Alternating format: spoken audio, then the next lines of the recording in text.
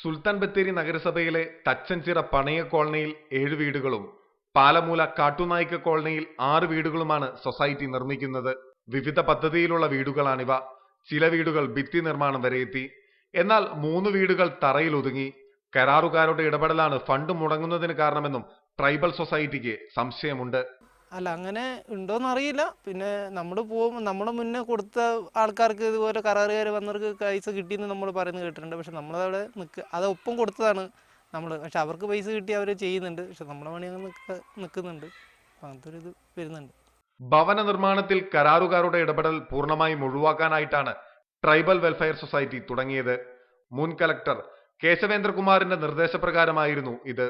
2015 രൂപീകരിച്ച സൊസൈറ്റി ആദ്യഘട്ടമെന്ന നിലയിൽ 13 വീടുകളുടെ നിർമ്മാണം ഏറ്റെടുത്തു. എന്നാൽ ഫണ്ട് മുടങ്ങിയതോടെ വീടുകളുടെ അവസ്ഥ ഏതാണ്ട് ഇങ്ങനെയായി. നമ്മുടെ അടുത്ത് ബുദ്ധിമുട്ടെന്ന് വെച്ചാൽ നമുക്ക് ഇത്രേ ഉള്ളൂ. നമ്മൾ എടുത്തതോളം നല്ല രീതിയിൽ തന്നെ ചെയ്യുന്നത്. പിന്നെയെന്ന് വെച്ചാൽ ആൾക്കാർ ചോദിക്കുന്നത് എന്താണെന്ന്, ഇപ്പോൾ 1 വർഷമായി 2 വർഷമായി എന്താ പണി തീരാത്തെന്ന്. പക്ഷെ നമുക്ക് ഇത് കിട്ടിയിട്ടുണ്ടെങ്കിൽ മാത്രമേ ഇത് ചെയ്യാൻ പറ്റുള്ളൂ.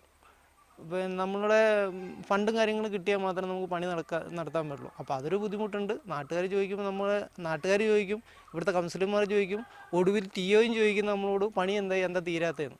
കരാറുകാരെ പൂർണ്ണമായും ഒഴിവാക്കിയതിലൂടെ ആദിവാസി വിഭാഗത്തിലെ 45 പേർക്ക് തൊഴിൽ നൽകാനും സൊസൈറ്റിക്ക് കഴിയുന്നു.